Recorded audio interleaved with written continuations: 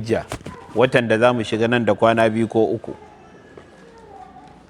Waɗannan kwanaki ne masu girma da falala, waɗanda ake son mutum musulmi ya ribace su don samun ƙarin kusanci zuwa ga Allah maɗaukakin sarki. Wannan ya sa ƙila 'yan uwa masu shirya wannan tunatarwa suka zaɓi a yi magana akan waɗannan kwanaki ɗin. Allah maɗaukakin sarki bisa hikimarsa ya yi halitta kuma yana zaɓar abin da ya so a cikin wannan halitta. Allah ya ce wa rabbuka yakhluqu ma yasha'u wa yakhtar. Ubangijinka yana halittar abin da ya ga dama kuma ya zaɓi abin da ya ga dama. Misalai na nan da dama. Allah maɗaukakin sarki ya bibita wasu zamani akan wani zamani, ya bibita wasu lokuta akan wasu lokutan, ya bibita wasu mutane akan wasu mutanen, ya bibita wasu abubuwan akan wasu. Allah da ya halicci mutane sai ya fifita manzanni da annabawa. Duk wani mutumin da ba annabi ba kuma manzo na Allah ba, to manzannin Allah sun fi shi, kowaye shi. A cikin wannan al'umma ba mu da mai daraja mai falala bayan manzan Allah sallallahu alaihi wasallama da ya kai sayyidina Abubakar. Sayyidina Abubakar shi ya bi kowa falala da daraja. To amma duk da falala da daraja ta sayyidina Abubakar, dukkan wani annabi da Allah ya aiko ya fi shi. Da haka Allah ya halicci mutane sai ya zaɓi annaba da manzanni ya fifita su akan sauran mutane. Cikin annaba da manzanni, Allah maɗaukakin sarki ya fifita guda 5 a cikinsu: annabi Nuhu, annabi Musa, annabi Isa, annabi Ibrahim, sannan manzanmu sallallahu alaihi wasallama shine na 5. Waɗannan guda 5 sun fi dukkan manzanni a wajen Allah. Cikin waɗannan guda 5 Allah ya fifita manzan Allah sallallahu alaihi wasallam. Kun ga a cikin halittar Allah, aljanu da mutane, babu mai daraja, babu mai falala, babu wanda ya fi manzan Allah sallallahu alaihi wasallam. Shi sa manzan Allah ya ce ana sayyidu waladi Adam, ni ne shugaban 'ya'yan Adamu. Manzan Allah ya ce ni ne shugabansu gaba ɗaya. Haka nan da Allah ya halicci wurare, garuruwa, muna da Kano, muna da Kaduna, muna da Jigawa, muna da Sokoto. In ka shiga wata ƙasar akwai Maraɗi, in ka je Nijar akwai da Magaran, akwai Agadas, in ka tafi Ghana akwai Accra, akwai Kumasi, in ka tafi kaza. Duk duniya dai akwai garuruwa daban-daban. Amma sai Allah ya bibita garin Makka, Ummul Qura. Garin Makka ya fi kowane gari, shine kamar yadda Allah ya kira ta da cewa ita ce uwar alƙaryu. A wurare dai har wa yau Allah ya fifita Ka'aba. Ɗakin Allah, Ka'aba, ya fi kowane guri, kamar yadda malamai suka yi bayani.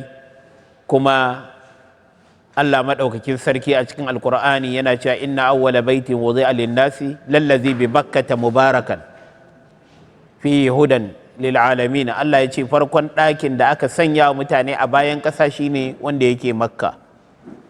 Allah ya ce ɗaki ne mai albarka. Shi sa akwai abubuwan da a duk duniya ba inda ake yi a samu lada sai a nan.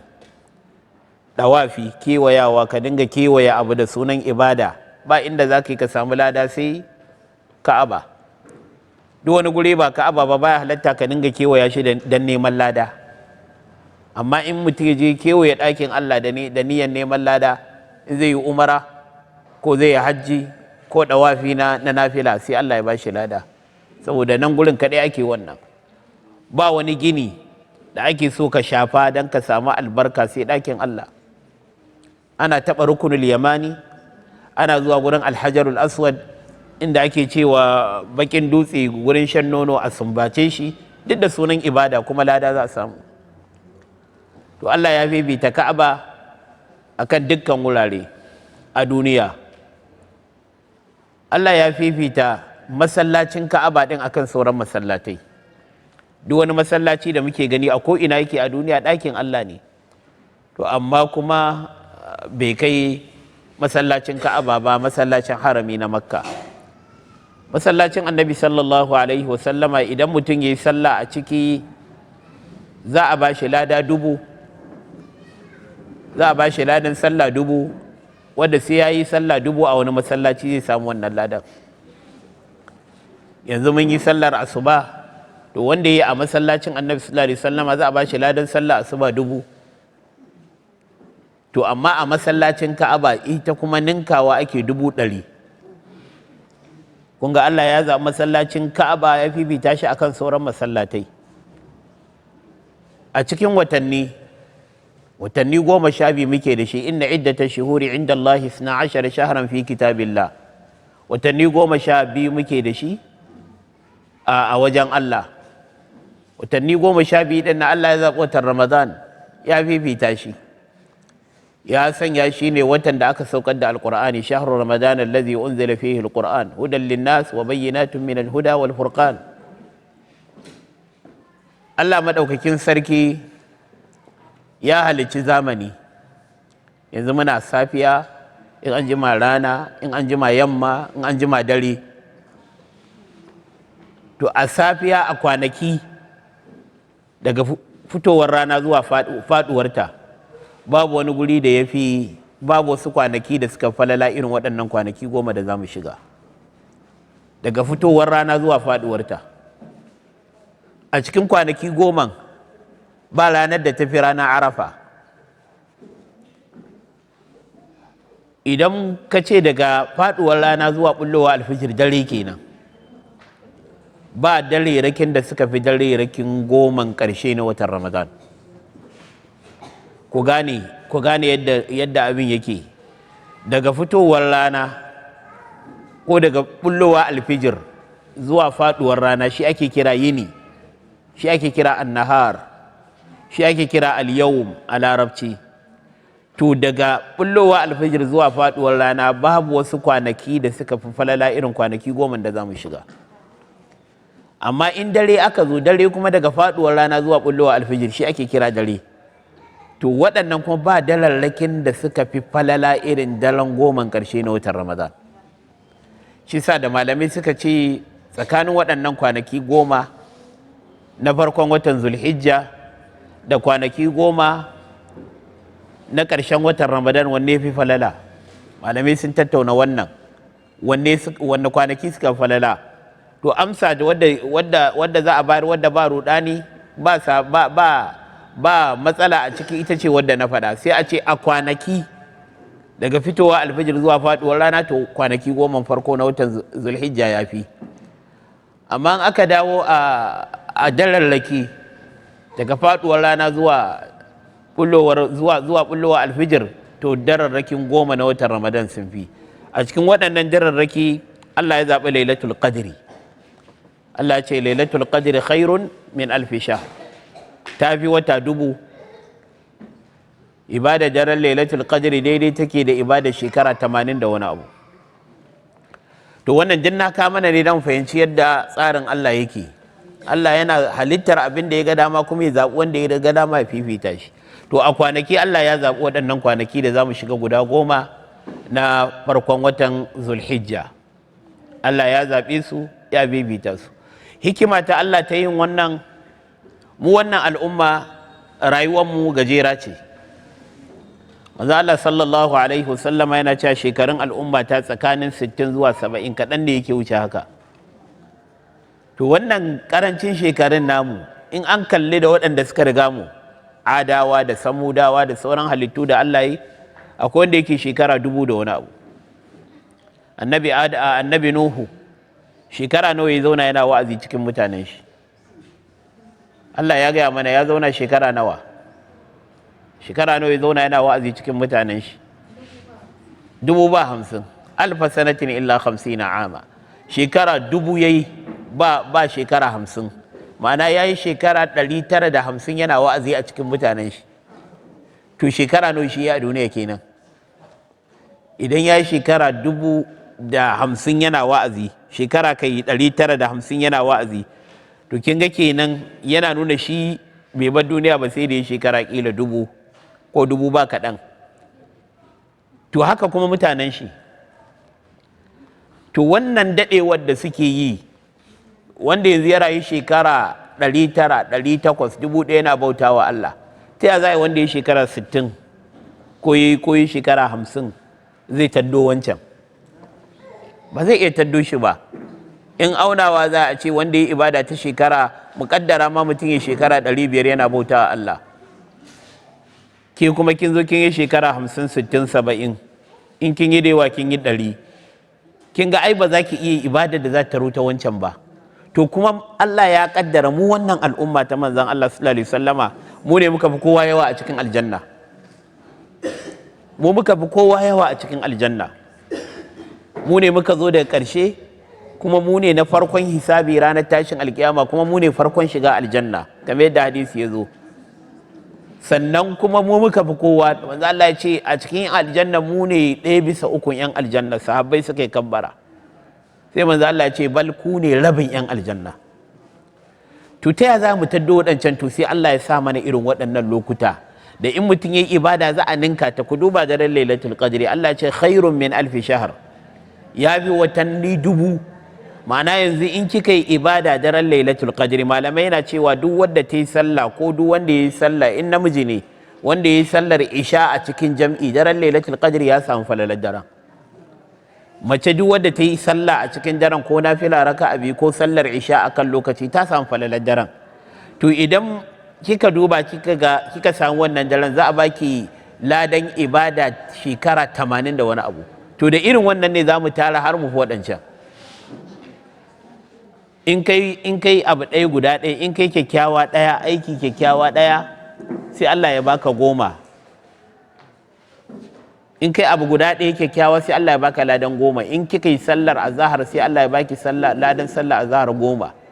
In kika yi la'asar, sai Allah ya baki ladan sallar la'asar 10. In kika yi magariba, sallolin nan guda 5 duk wadda ta yi su tana da ladan sallah 50.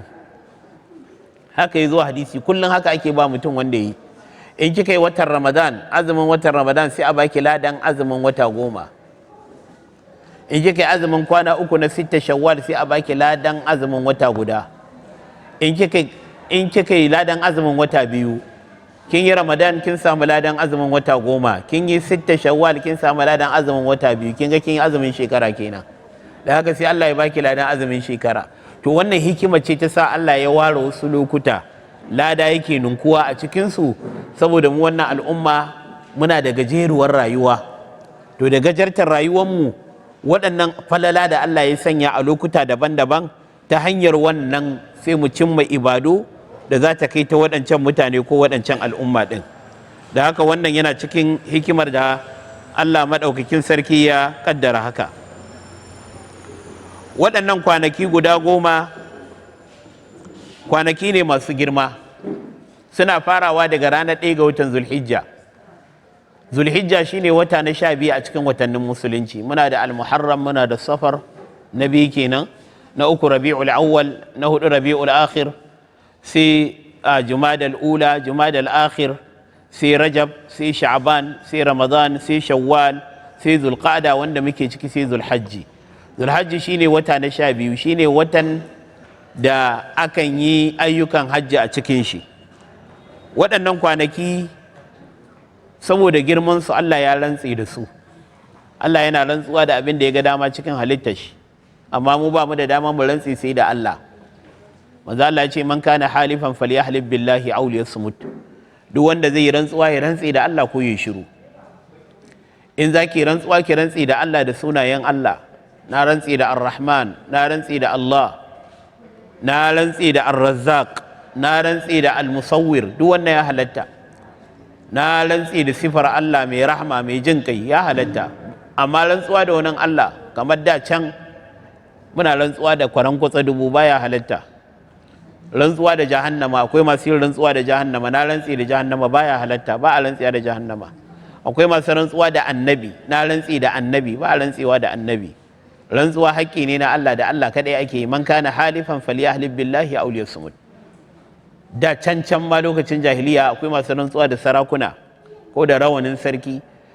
Tafiya akwai masu rantsuwa da iyayensu, na rantsi da iyayena, duk wannan ba a yi. Musulunci duk ya hana. to amma shi Allah yana da dama ya rantse da duk abin da ya ga dama. Shi yasa Allah ya rantse da abubuwa da dama a cikin alkur'ani. Allah ya rantse da rana wa shamsi wa duhaha, Allah ya rantse da wata wal qamari idza talaha, Allah ya rantse da yini wan nahari idza jallaha, Allah ya rantse da dare wal laili idza yaghshaha, Allah ya rantse da sama was sama'i wa ma banaha, da abin da ya gina ta, ya rantse da ƙasa wal ardi wa ma tahaha, Allah ya rantse da alfajr wal fajri, ya rantse da waɗannan kwanaki guda 10 wa layalin 20. mu da yawa daga cikin malamai suka ce layalin 20 ana nufin waɗannan kwanaki guda 10. Allah ya rantse da abubuwa da dama, duk kuma abin da Allah ya rantse da shi to akwai wani abin izina da Allah yake so a lura. Kun ga Allah ya rantse da lokaci, ya rantse da asuba, ya rantse da dare, ya rantse da yini, ya rantse da lokacin sallar la'asar wal asiri, duk dan a nuna mana muhimmancin lokaci, domin duk rayuwar mu lokaci ce. In kai wasa da lokaci to kin yi wasa da rayuwarki ne. In dai lokacin ki zai dinga zuwa ya wuce ba kya wani abu, to kina barin rayuwarki tana tafiya ne ba tare da amfani ba. To Allah ya rantse da waɗannan kwanaki guda 10, kamar yadda wasu malamai suka ce faɗin Allah wa layalin 10 ana nufin waɗannan kwanaki guda 10 da su ne Allah ya rantse. Sannan ya zo a hadisi manzo Allah sallallahu alaihi wasallama ya nuna mana girman waɗannan kwanaki, ya nuna mana aiki na ƙware a cikin waɗannan kwanaki yafi a kowane kwanaki, yafi falala fiye da kowane kwanaki. Manzo Allah yana cewa ma min ayyamin, babu wasu kwanaki al'amalu salihu fihinna ahabbu ila Allah min hadhihi al-ayyam, wanda aiki na ƙwarai yafi soyuwa a gurin Allah fiye da waɗannan kwanaki. Babu wasu kwanaki da Allah ya fi son aiki fiye da waɗannan kwanaki. Manzo Allah ya ce aiki na ƙwarai ya fi soyuwa a wajen Allah fiye da wannan kwanaki. Suka ce walal jihadu fi sabilillah, har jihadi akan tabarkin Allah. Mun san dai jihadi yadda ake yin shi, fita ake yi, mutum ya tafi da rayuwarsa da dukiyarsa, ba lallai ya dawo da komai ba. Kila zai iya dawowa ba dukiyar, ya tafi da dokin shi, dokin ya mutu, ya tafi da makamin shi, makamin ya lalace, ya tafi da kaza, ko kuma ma ya dawo ya zama bai dawo ba gaba daya, ya zama ran shi ya tafi. To har jihadi bai kai ayyuka falala a cikin waɗannan kwanaki ba. Manzo Allah ce wadal jihadu fi sabilillah, har jihadi akan tafarkin Allah. Sai mutumin illa rajulun kharaja bi nafsihi, sai mutumin da ya fita da ran shi wa malihi da dukiyarsa, falam yarji min zalika bi shay, bai da wani abu ba. Asalin hadisin yana cikin Buhari, amma nan da na karanta mana riwayar Imam Tirmidhi ce. Manzo Allah ya ce wannan shine kadai zai fi wanda ya aiki na kwarai cikin waɗannan kwanaki. Kun ga anan manzo Allah ya nuna mana a kwanaki na duniya ba wasu kwanakai da suka kai wannan daraja da falala. A hadisi na riwayar Imam Ahmad, ma min ayyamin a'zamu inda Allah, babu wasu kwanaki da suka fi girma a wajen Allah, wala ahabbu ilaihi, da suka fi soyuwa a gurin Allah, min al'amali fihinna min hadhihi al'ashr, ai aiki a cikin su fiye da waɗannan kwanaki guda 10. Fa aksiru fihinna min at-tahlili wat-takbiri wat-tahmid, manzo Allah ce ku yawaita hailala a cikin kwanakin, ku yawaita godewa Allah, hamdala, ku yawaita yin kabbara Allahu akbar. Manzo Allah ce ku yawaita yin waɗannan, domin kwanaki ne da suke masu daraja. A waɗannan kwanaki da za mu shiga na 10 farko na watan Zulhijja sun samu wannan daraja da falala saboda sun kunshi wasu kwanaki na daban. A cikinsu akwai wasu kwanaki na daban.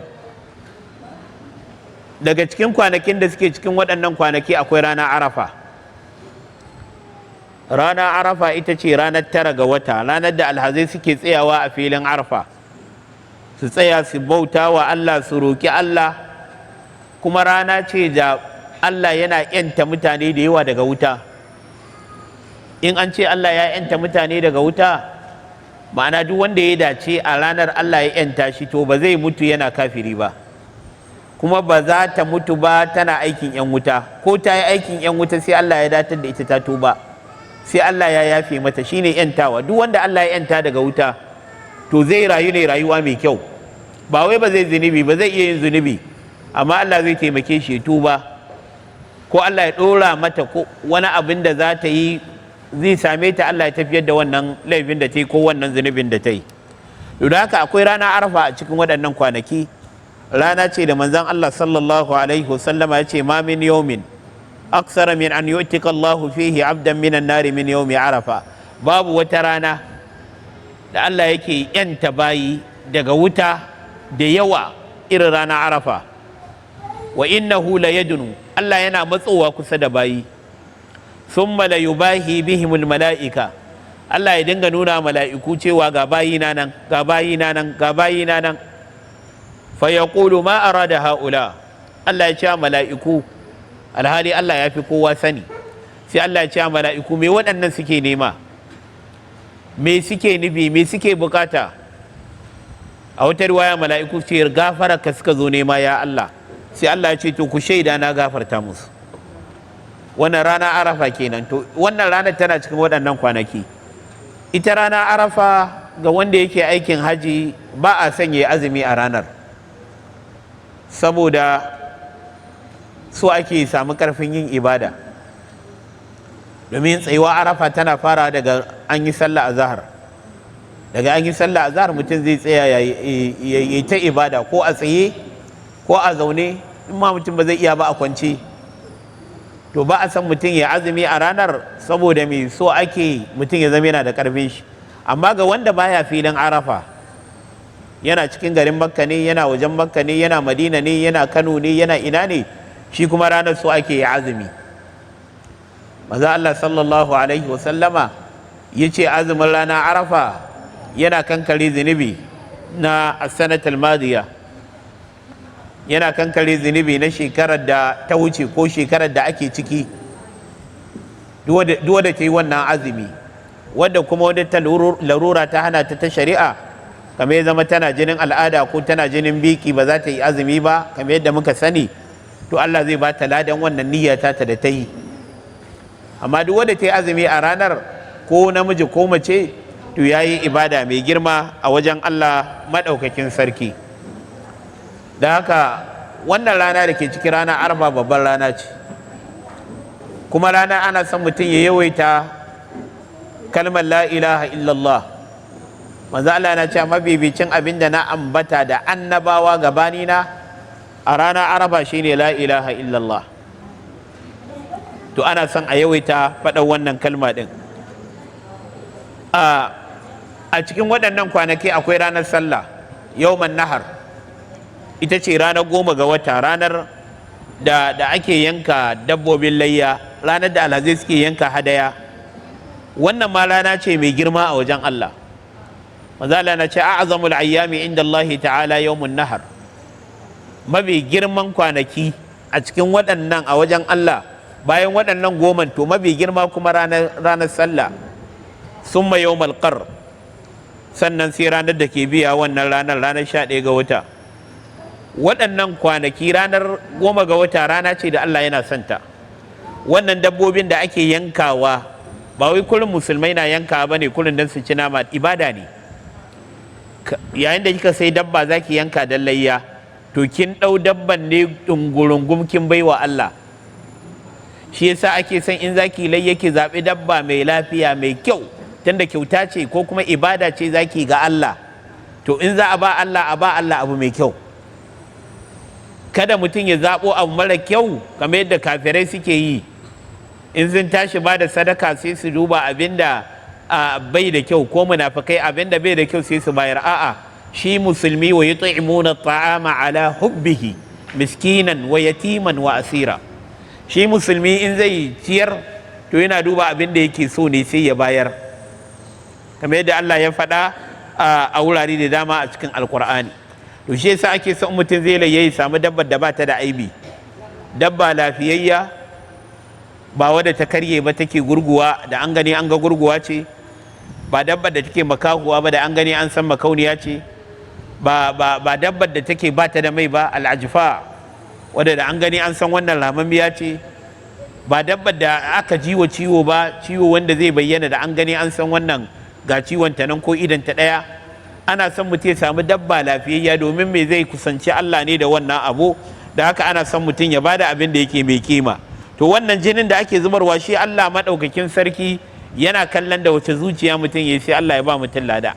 Lan yanala Allah luhumuha wala dima'uha walakin yanaluhu taqwa minkum. Allah madaukakin sarki ba ruwan shi da jinin wannan dabba, ba ruwan shi da naman, yana kallon zuciyar, da wace zuciya aka yi an yi dan Allah, sai Allah ya bada lada. To da haka wannan layya ibada ce mai girma.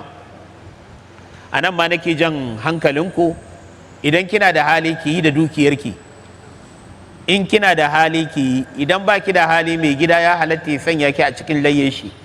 Idan mutum yana da mata da 'ya'ya, in ya sai dabban layya guda ɗaya, abinda Allah ya hore mai, ko biyu ko uku, abinda Allah ya hore mai, to in ya zo layya zai iya shigar da iyalan gidan shi gaba ɗaya. Allah, wannan dabban layya ta ce da ta iyalan gidana. To amma ke ma in kina da hali, ba laifi ki yi, ki fidda kuɗi ki sai dabbar ki lafiyayya, ki yanka, ki ci, ki yi sadaka, ki kuma ɗan aje wanda za ki aje. Duk wannan ya halatta a cikin addini. Don haka idan mace ta yi, ta siya da kanta, ba laifi. In bata siya ba, za ta shiga cikin ta mai gida, kamar yadda hadisi ya nuna. Kuma layya sunna ce mai karfi ta annabi sallallahu alaihi wasallama, ba wai wajibi ba ce, dole ba ce, sunna ce mai karfi da idan mutum ya yana da lada mai yawa.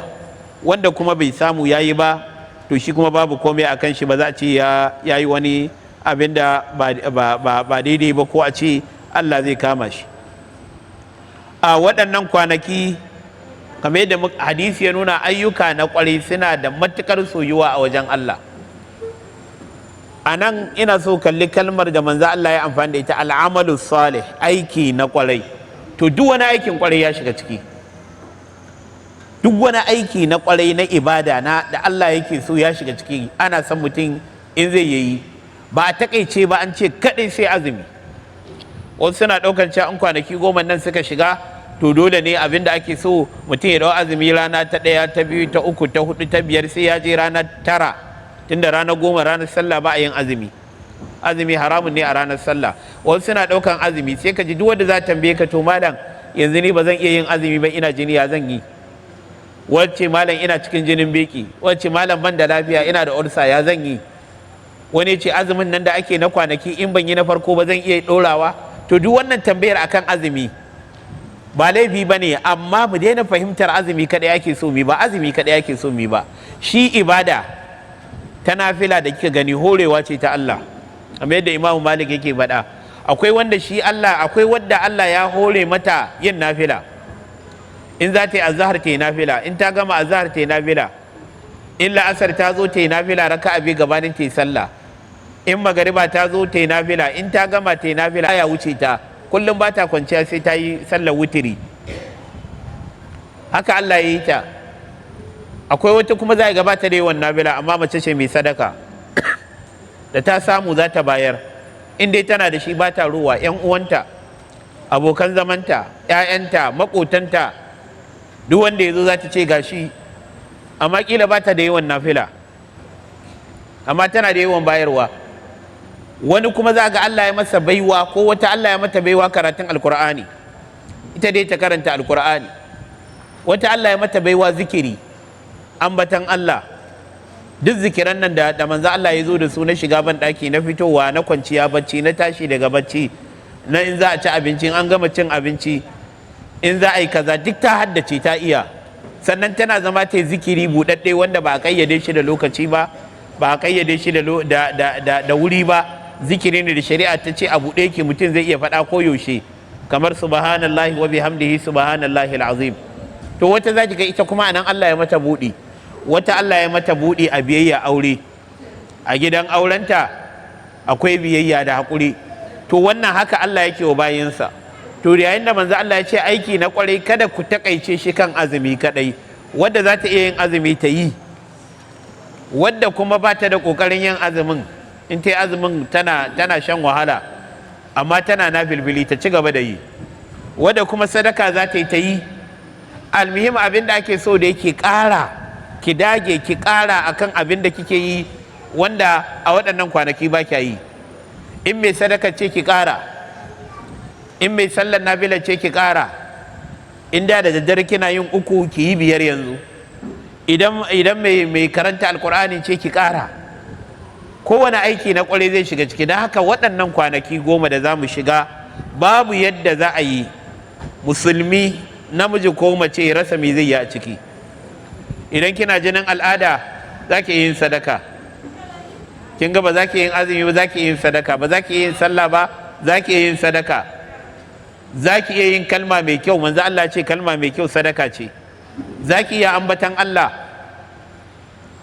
ki yi kalmar shahada, ki salati ga fiyayyen halitta, duk za ki iya yin waɗannan abubuwa ɗin. To don haka manzo Allah ya ce ayyuka na ƙwarai. Kaɗan daga cikin irin waɗannan ayyuka na ƙwarai, mafi girman aiki a wajen Allah wanda Allah ya fi so shine abin da ya shafi farilla. Ku gane wannan, a duk ayyukan da Allah ya fi so abin da Allah ya wajabta maka ko ya wajabta miki.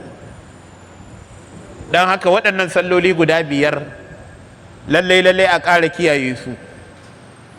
Ana samun sakaci a wajen wasu daga cikin mata na yin sallah akan lokaci. Ba a wajabta mace zuwa masallaci ba, shari'a bata wajabta mata zuwa masallaci ba, in ta je babu wani abu. To amma kada ki zauna lokacin azhar yayi biki ba har lokaci ya fita, la'asar ta zo biki ba lokaci ya fita, ko magariba ko isha, wannan ba daidai ba ne. Duk da ba kwa zuwa masallaci amma ku kiyaye yin sallah. In an kira sallah lokaci yayi, manzo Allah ya ce mabibicin abinda Allah ya fi so shine yin sallah akan lokacinta. Sai ki tashi ki sallah, kar ki bari lokaci ya fita. Yanzu lokacin sallah azhar tun 12:30 yana shiga, karfe 1:30, karfe 2, duk lokaci ne da za a yi azhar. Amma ki zauna sai karfe 3:30 la'asar ta shiga sannan ki azhar, to wannan kin saba wa Allah, kuma akwai hadari mai girma a ciki. To ku kiyaye waɗannan farillai daga cikin abubuwan da Allah ya wajabta mana, musamman ko mata. Akwai abin da ya shafi na da'a ga mazaje, shi ma wajibi ne Allah ya wajabta miki. Manzo Allah yana cewa idan mace ta yi sallolinta guda 5, sannan ta yi azumin watan Ramadan, sannan ta kiyaye a farjinta, sannan ta yi wa mijinta biyayya, manzo Allah ce za ta shiga aljanna. To daga cikin abin da za ku kiyaye wanda na wajibi da Allah ya ɗora mana, akwai biyayya ga aure da zama kyakkyawa da mai gida da yin haƙuri. Shi ma sai a yi shi a cikin waɗannan kwanaki. Hakanan kiyaye abin da Allah ya hana mu. Duk abin da Allah ya hana, ya haramta, to wajibi ne mutum ya bar shi gaba ɗaya. A wajen ayyuka sai a ce ka kamanta don ba za ka iya yin komai ba, amma wajen haramun cewa ake ka bari gaba daya. Ma amartukum bihi fa'tu minhu mastata'tum. Manzo Allah ce abinda na umarce ku zo da shi yadda za ku iya, dan ba wanda zai iya dukkan aikin alkhairi. Amma wa ma nahaitukum anhu, abinda na hana ku fajtanibu, ku nisance shi. Shi wajen haramun ba za a ce ka nisanta gurgudo ba, a'a ka nisance shi gaba daya, in dai aka ce abu haramun ne. To dan haka kiyaye wajibai da yin su yadda Allah yake so, yin sallah yadda Allah yake so, ba wai kurin ki sallar ba, ki kula ki yi ta yadda Allah yake so, ki cika ta cikin rukunanta, ki kiyaye wajibanta, sannan ki ƙara da sunnoni da mustahabbai. Kada ki tashi za ki yi sallah a cikin minti 1 kin yi raka'a 4, wannan kuskure ne.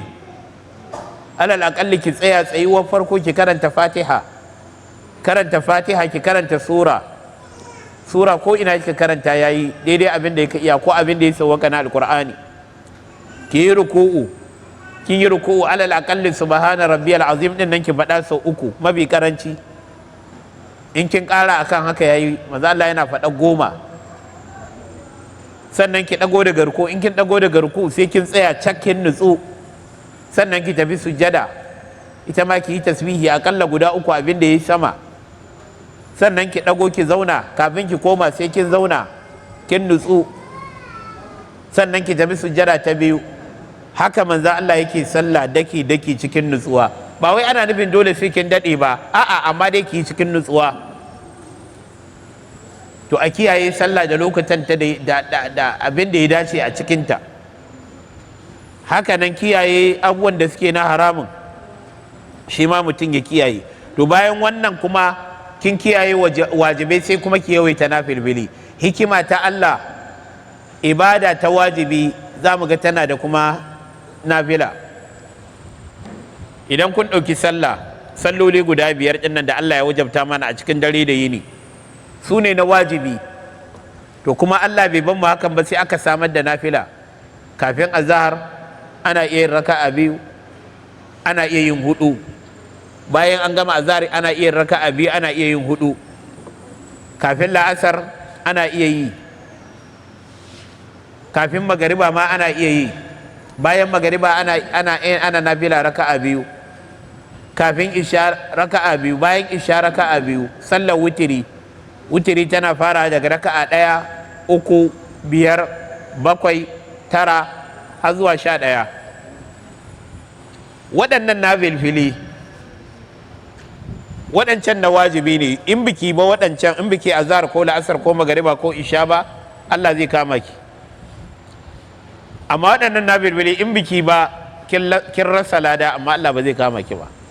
To waɗannan nafilar da Allah ya kawo tare da sallah, hikimar in an je lahira in sallar bata cika ba sai a ce to a ɗebo nafilar ta a cika. Da Allah ya ce mai azumin watan Ramadan, shi ma ba a ribe ƙuba ba. Watan Ramadan shine na wajibi dole don musulmi baligi mai hankali wanda yake cikin bai da wani uzuri na shari'a da ya hana shi azumi, dole ne ya azumi. To amma sai kuma Allah ya buɗe mana ƙofofin nafila. Yanzu gashi muna magana azumin Arafa, kin ga nafila ne. In biki ba baki da zunubi, amma lada mai yawa ya wuce ki. Azumin Tasu'a da Ashura nafila ne. In kin yi kina da lada, in biki ba lada ya wuce ki. Azumin Litinin, azumin ranar Alhamis, azumin kwanakin haske, su ne 13, 14, 15 ga kowane wata. Duk waɗannan nafilfili ne. Hikimar sanya a yi nafila saboda ila a zo watan Ramadan a duba azumin ya samu wata matsala, sai a ce to a ɗebo nafilar ta a cika. Da Allah ya ɗora mana aikin haji, shine na wajibi ga duk wanda yake da iko. Allah ya bashi guziri da kuma kuɗin da zai biya aikin haji da guziri da lafiya, wajibi ne je sauke farilla. To Allah bai mamma haka ba, sai aka buɗe ƙofar yin umara, ita kuma duk shekara, kowane lokaci, kowane wata zaki iya zuwa ki sallar umara. To ita wannan nafila kai, afwan, aikin umara, shi wannan aikin umarar da zaki nafila ne. In kika yi wancan hajjin, da wasu malamai na cewa ita ma umara akwai ta wajibi sau ɗaya a rayuwa. In kika yi duk sauran nafila ne. Aikin hajjin ma in kika yi ɗaya kika sauke farali, to in kin koma sau 10 sau kaza nafila ne. Kin ga nan ma an mana hikima, idan wancan bai cika ba na wajibin sai a ɗauko na nafila a cika. To haka shari'a duk komai ƙoba in ta sa wajibi kuma sai ta buɗe. Da aka ce a yi zakka, namiji ko mace duk wanda ya mallaki dukiyar da ta kai wannan sai ya yi zakka. Ku gane wannan, ba wai zakka kan maza kaɗai take ba. Kina da aurenki, kina da 'ya'yanki, amma kina kasuwanci, sai Allah ya sa kika tara kuɗin da ya kai zakka, to wajibi ne ke fitar da zakka. Ya halatta ki baiwa mijinki in bai da shi. Manzo Allah ya ce ba laifi mace ta ba mijinta zakka, za ta samu lada 2. Lada ninki 2 za a bata. In kuma yana da shi sai ki ba mabukata waɗanda Allah ya ce a ba. Da haka idan kina da dukiya, to zakka ta wajaba a kanki. Mijinki bai da dukiya, ba zakka a kan shi. Karki ce ai ni mace ce, a'a, shari'a bata hana ki dama ki mallaka ba, da haka bata hana ki dama ba da zakka ba. To da haka idan kin yi zakka ta wajibi duk shekara, to kuma ga ƙofofin sadaka na a buɗe, koyaushe za ki iya yin sadaka. To da haka bayan mutum ya kiyaye farillai, sai kuma ya ƙara da nafilfili. Bahaushe ce in kana da kyau ka ƙara da wanka. Da haka kada mutum ya tsaya ya ce ai tunda ni an ce wannan nafila ne, in baka yi ba komai, ni ba zan yi ba. To ai baki san yadda farillar take ba. Manzo Allah sallallahu alaihi wasallama ya gaya mana ranar tashin alkiyama, in an zo za a fara duba aikin bayi, sallah za a fara dubawa. Idan ta gyaru sai komai ma ya gyaru. An zo an duba sallaki, aga a sallaki daidai, to ba za ba a tsananta ba, sai a ce wuce. Amma an samu tasgaro a cikin sallar, sai a ce to a duba tana da nafilfili, tana yin nafila, to sai a ɗebo waɗannan nafilfili sai a cika mata, sai a ce mutum ya wuce. Da haka ku daina rena nafilfili, mutum ya gwargwadon yadda zai iya, mutum ya yi ta yi a ciki. Yana daga cikin ayyuka na kwarai da mutum zai a cikin wannan kwanaki shine yawan karanta alkur'ani. Yawan karanta alkur'ani. Ita rayuwa tsari take so, idan kika yi tsari za ki yi aiki mai yawa ba tare da kin fahimta ba. ba tare da kin sha wahala ba.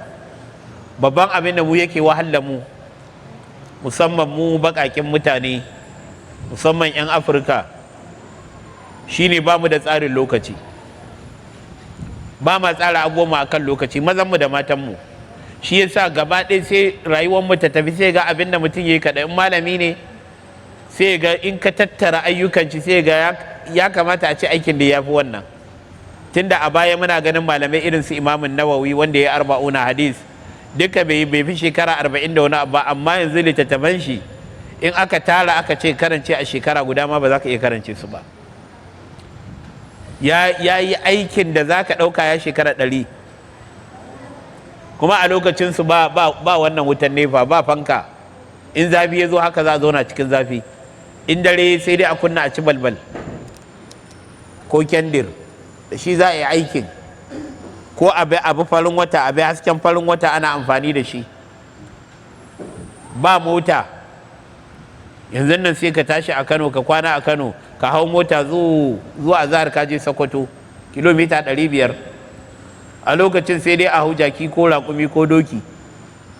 Yanzu gashi nan daga nan za mu tafi Makka, dukan an tashi da jirgi ya tashi daga nan awa 4-5, in an tsananta ya yi zagaye awa 6 mutum ya sauka a Jidda. To da in mutum zai tafi Makka zai je aikin haji, lokacin ba jirgi ba mota, a kafa ake tafiya, iyaye a kafa suka tafi. Har wani take ake yi a lokacin, duk wanda ya tafi aikin haji al'aidu minhu maulud, duk wanda ya dawo daga aikin haji to kamar an haife shi ne. Saboda duk wanda ya fita ya ce ya tafi aikin haji to ana sallama da shi a matsayin ya tafi, ba zai dawo ba. Tunda hanya ce za a bi, a shiga nan a fita can a fada can, wani garin an je an yi wata guda, in ba guziri ma sai an tsaya an nemi guzirin, an yi dako, an yi kaza, a samu kuɗin da za a yi guziri a tsallaka nan. Shi sa za ga da yawa mutanen mu suna nan da yawa a Sudan. In kika bi tarihi, duk daga aikin haji ne iyaye suka je can. Wani bai iya karasa ya tsallaka ruwa ya je aikin hajin ba, da haka ya zo na nan ya hayyafa, suka zama 'yan gari. Suna nan da yawa. Hausa a garin Sudan miliyoyi ake kirga su, Hausawa ne, amma duk in kin bi iyayensu daga tafiya aikin haji, wasu sun yi hajjin sun dawo sun zauna a nan. To da haka duk wanda zai tafi aikin haji a lokacin, to ana sallama da shi sallamar wanda ba zai dawo ba. Shi suka ce azzahibu ilaihi mafqud, wanda ya tafi to ana kamar an sallama shi ne, shikenan. Ran da ya dawo sai aga kamar an haife shi ne. Amma yanzu ba haka ba ne. Cikin kwana 10 mutum ya je aikin hajji ya dawo. Wanda yake da kuɗi sosai suke kusa ma da ƙasar, duka za ka kwana 5 ne. Ya rage kwana 2 a hau Arafa, zai hau motar shi, yana Kuwait ko yana Qatar, yana ina ne, ya faɗa cikin Saudiya a cikin motar shi. Rana ɗaya zai shiga ƙasar, ya je ya hawan Arafa, a sako Arafa, ranar sallah ya zo ya jifa, ya dawafi, ya ifaza, ya dawo mine, zauna kwana 1, 2, 13, 14 an sako, 12 an sako daga ranar Arafa, an sako daga aikin haji, yana sako ya zo ya dawafi ban kwana ya hau motar shi. Da haka duka a kwana 5 ya yi aikin haji ya dawo. To duk wannan ni'imar a wancan lokacin babu ita, amma sun fi mu aiki, sun fi mu kokari. Me yasa? Yanzu ana magana shi Usman dan Fodiyo, sai ki ji an ce yana da littafai da dama. Me yasa? Saboda su suna tsara lokacinsu, mu kuma ba ruwanmu da lokaci.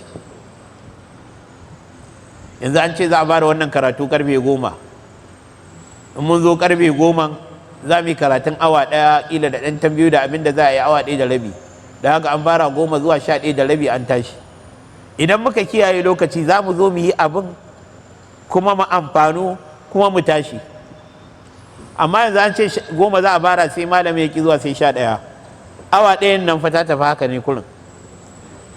Shi bai yi wani abu ba, tunda ya san yana da lacca, kila yana tunanin bari ya wanka, bari ya ci abinci, bari ya fito, da ya cinye awa 1 a nan. Kun ga ta tafi a wannan.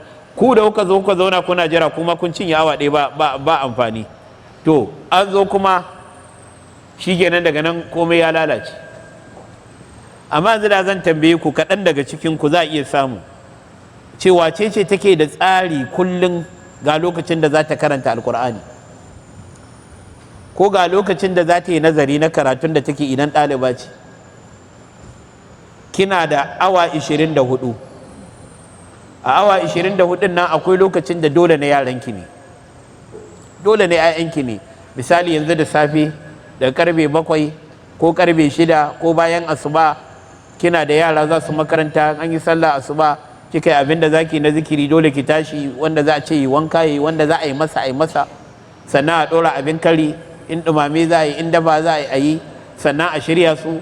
Ba za ki zauna ba sai kin ga sun fita sun tafi makaranta. Kin ga wannan lokacin dole nasu ne, ba yadda za ki iya. To in sun tafi makaranta kuma kila mai gida yana nan, za a shiga kila tunanin a shirya mai abin da zai kari da shi. A'a, idan ya zama na abin da zai karin an riga an haɗa da na yara an tanada, to za ki tunanin shara ko tsakar gida ko kaza. Ma'ana ko su lokuta da dole kina da wasu ayyuka da za ki tsara. To lokaci kaza na gama kaza zan yi. To a cikin wannan lokutan sai ki duba wannan lokaci ne nake samu da ba yara, ba wani wanda zan wa hidima, ba wani kaza. To wannan lokacin kullum daga karfe 2 zuwa 3 ko karfe 3 zuwa 4 zan karanta alkur'ani ko da na minti 30 ne. A'a, zan yi rubutu ko da na minti 30 ne. A'a, abinda zan zauna zan yi nazari. Ki ware wasu littafai, akwai littafai na Hausa, akwai na Turanci, akwai na Larabci wanda ya bi iyawa. Ce wannan lokacin na yin karatu ne. Da haka kullum daga karfe 3 zuwa 4 to zan samu akwai littafin da in na sa sai na sauke shi, kullum zan karanta. Ki gani ki wannan tsarin a shekara, in aka ce kin karanta waɗannan littafin sai kin yi mamaki. To ba mu da wannan tsarin, haka mazan mu ma, ba wai mata kaɗai ba, haka mazan mu. Shi yasa rayuwar tamu sai ta tafiya kullum muna ba lokaci ba, amma me muke yi? Ba lokaci me muke yi? Wanda yake da tsari komai yana da lokaci. Shi yasa magabata suka yi aiki. Akwai malamin da yake cewa idan yana rubutu, tunda wancan lokaci suna amfani da alkalami ne, alkalami wanda ake yi da gamba, ga wadda ta san gamba, alkalami irin wanda almajirai suke rubutu da shi, da tawada, haka suke aiki. To mun san wannan alkalamin feke shi ake yi, sai ma ka iya fika, da in baka iya ba za ka yi yadda zai rubutun ba. To akwai malamin da yana rubuce-rubuce na ilimi, da alkalamin da ya lalace ya dakushe sai ya ajiye shi gefe, sai ya ɗau wani ya ci gaba da yi. Idan ya dakushe sai ya ajiye gefe, ya tara waɗannan da suka dakushe suke bukatar gyara. Shi kuma sai ya yi dabara, lokacin da mutane suke zuwa mai ziyara, in mutane suka zo ba zai iya rubutu ba, to dole ya saurare su. To sai ya ce me ya zaman banza, in sun zo ana hira shi kuma sai da alƙalamin yana fekiya, sai dai ya gyara waɗannan a lokacin hirar. In zan tafi sai ya ci gaba da aikin shi, ba ya zama haka. Saboda idan ya zauna yana shi ba zai iya casu ba zai iya korar su ba, to bare ya amfani da wannan. Akwai malamin da in ya shiga bayan gida, lokacin da zai iya ɗauka yana bayan gida yana ganin zai ci lokaci ne, sai ya ce wa ɗan shi ka tsaya can kana karatu ina ji, dan kada in zauna bana amfanuwa. Yana bayan gida fa, amma kada ya zauna baya amfanuwa, sai ce to kai can kana karatu. Kamar ke ce yanzu a tsakar gida ki kunna darasi ko wa'azi kina ji, sai za ki shiga baya, to me kun ki tafi haka ki je ki zauna, a'a sai ki kunna kina ji. Amma mu yanzu bayan gurin chatin ne, musamman wanda suke da banɗaki na zama, in ta zauna to za ta buɗe wata kuma ta ci gaba da chatin ɗinta. A can ma kuma an fita shi za a yi, to sai ga duk lokacin mu ya tafi. To yana cikin abin da za mu yi a wannan kwanaki karanta alkur'ani. Da haka ina jan hankalinku, kowace ce tunani ta duba lokacinta da ta ga yayi mata ita karan kanta, da tana da sauƙin ayyuka, ta bai wa karatun alkur'ani ko minti 10 ne ko minti 20 ne, kuma iya inda yake iya ki karanta, ko da biki haddace duka ba, biki iya duka ba, ki dinga maimaita inda yake iya, alal kalla ki haddace inda yake iya din, kina maimaita sai zama alkhairi a tare da ke. Sadaka, daga cikin abubuwan da zamu yi a waɗannan kwanaki akwai sadaka.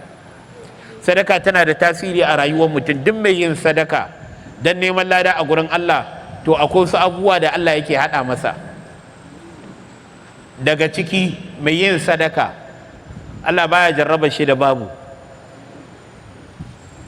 A wayi gari a ce mutum yana kyautata wa mutane, yana yin sadaka, a ce gashi kuma ya shiga rayuwa, kuncin rayuwar da ya kai yana ma tunanin ya zai yi. Allah baya jarraba wannan, domin ka'ida ce in ka bayar Allah zai baka. Wannan duk wanda yake kyautatawa Allah zai bude mai ta inda baya zato. Sadaka tana maganin musiba.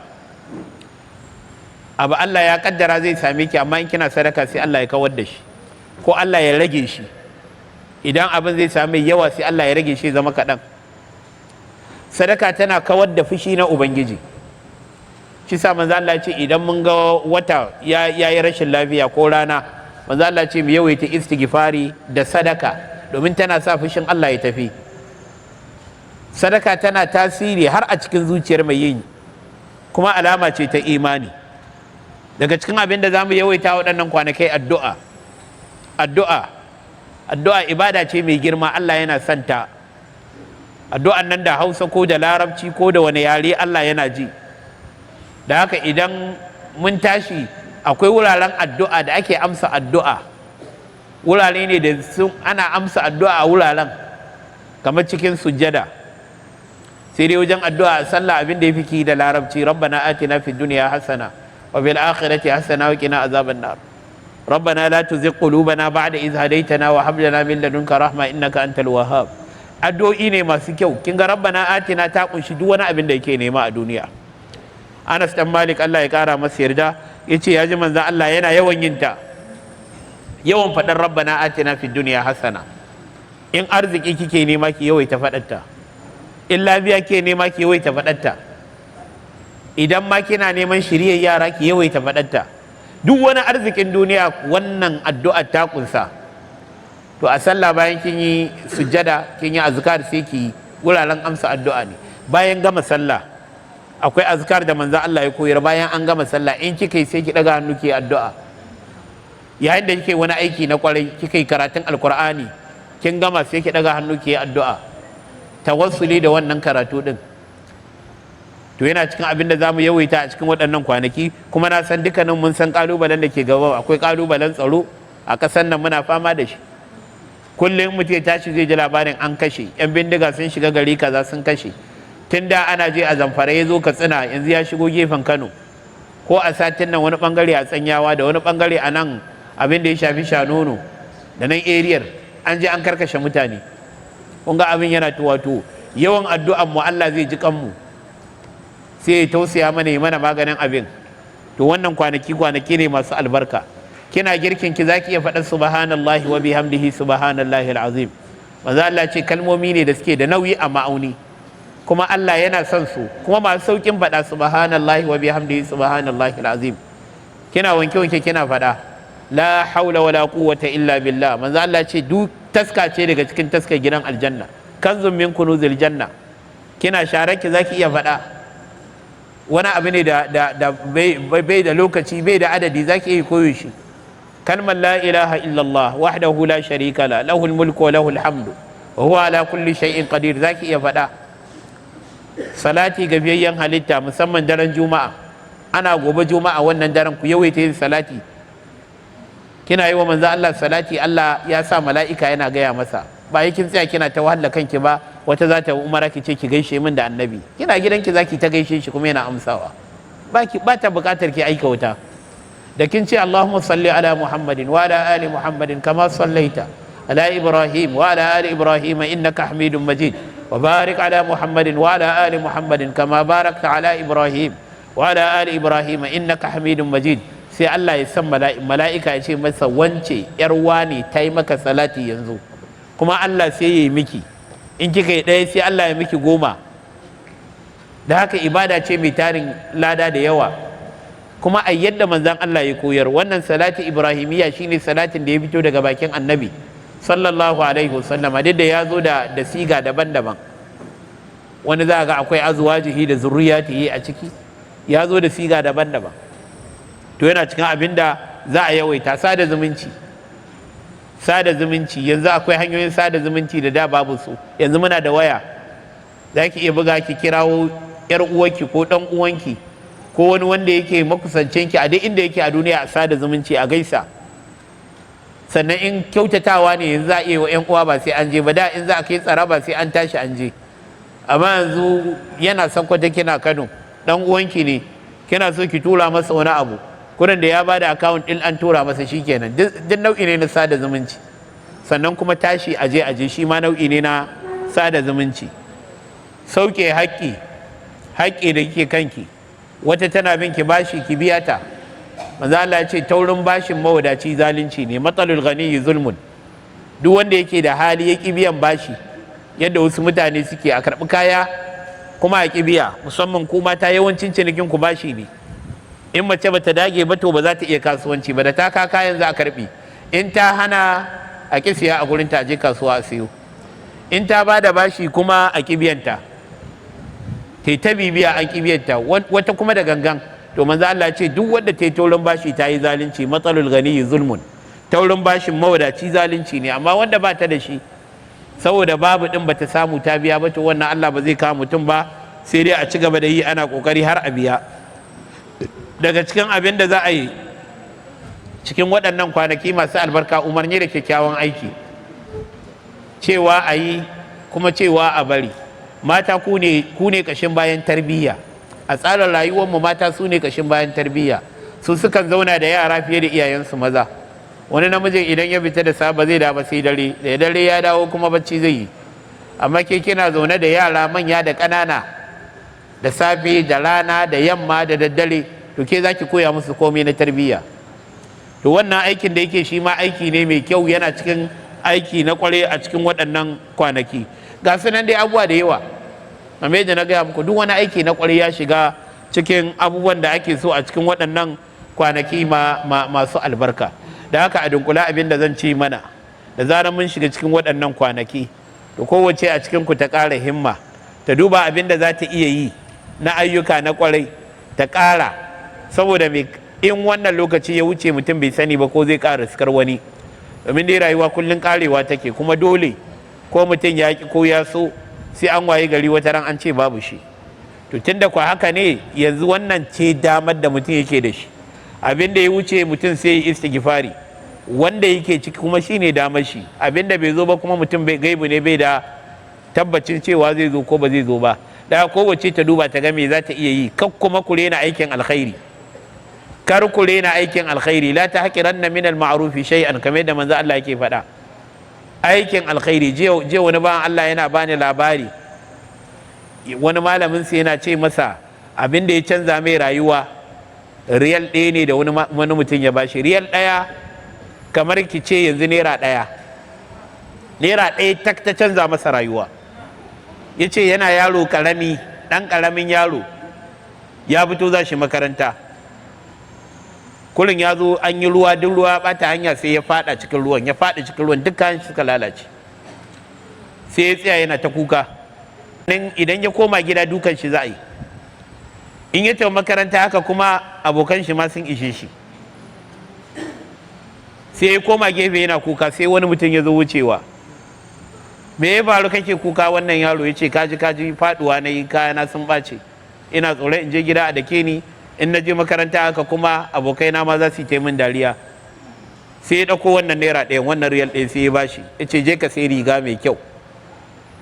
Inda su a lokacin ba yunifom bane irin namu, farar riga ce doguwa, ce je ka siya, ga kuɗin kuma a lokacin zai sai mai rigar. In wannan da ta cire ka naɗe ka sa a leda, in ka je gida sai mamanka ta wanke ko ka wanke kayanka, wannan ka tafi makarantar.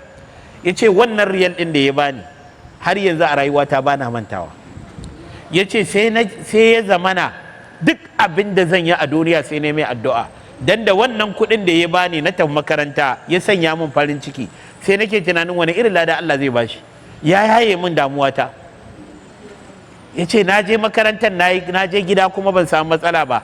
Ya ce wannan ya sa a rayuwata duk abin da zan yi a duniya sai ne mai addu'a. Kunga naira ɗaya, to kakkure na aikin alkhairi. Da haka in ma ana maganar sadaka kake ɗauka sai kin tara, komin kankanta ki ba mabukaci, komin kankantar abin da zaki bayar. Wani abin da zaki bashi Allah kaɗai san me zai faɗa. Wani abokina yana tafiya a mota, ya zo gidan mai zai sha mai, sai wani mai bara ya ce masa kai ka taimaka min. Ya kyale shi ba zai bayar, sai mai bara ya ce ka san me Allah zai baka in ka bani, ka taimaka min. Ce sai ya ɗauko kamar a ce naira 50 ya bashi, wani a magamanci haka. Ya ce na bashi na mota na yi gaba, ina tafiya can na je wani guri na tsaya, sai na gaba da wani abokina, shi kuma mai wadata ne.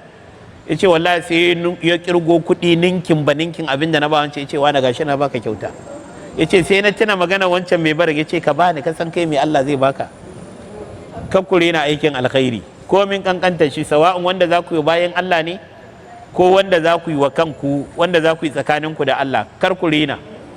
mutum ya yi ƙoƙari ya shiga duk wannan abin da muke yi zuwa aljanna, Allah ne zai kai mu da rahmarsa da falalashi. To da haka aikin da aka yi ikhlasi aka tsarkake niyya shi Allah ya fi karɓa fiye da aikin da ba tsarkake niyya ba. Wani kila zai fito kan titi yana ta raba kuɗi, amma kila niyyar shi ba mai kyau bace, yayi ne dan a faɗa. Da haka da a banza ke kina ɗaki wata tebara ki ɗau naira 10 ki bata, Allah ya fifita naki akan nashi, saboda zuciya Allah yake kallo. Allah ya datar da mu. Ana nuna mun lokaci yayi masu rikodin, da haka zan takaita a nan. Abin da na faɗa ya zama daidai, Allah ya ba mu lada. Wanda na faɗa na kuskure, Allah ya yafe mana, ya ba mu ikon gyarawa. Allah ya raya mu rayuwa mai kyau, ya sanya albarka cikin rayuwarmu. Waɗanda ba su da lafiya muna roƙon Allah ya ba su lafiya, mu kuma da muke da lafiya Allah ya ƙara inganta mana lafiyar mu. Allah ya ba mu abin da za mu ci da abin da za mu sha da abin da za mu sanya, da ma abin da za mu taimaka wasu daga cikin bayinsa. Allah ya datar da mu cikin waɗannan kwanaki, ya karɓa mana ayyukanmu, kuma ya ji kan magabatanmu, ya sa mu cika da imani, ya sa mu cika akan wannan addini, ya tashe mu tare da annaba da siddiƙai da salihan bayi. Wa bi hadzal qadri kifaya, walhamdulillahi rabbil alamin.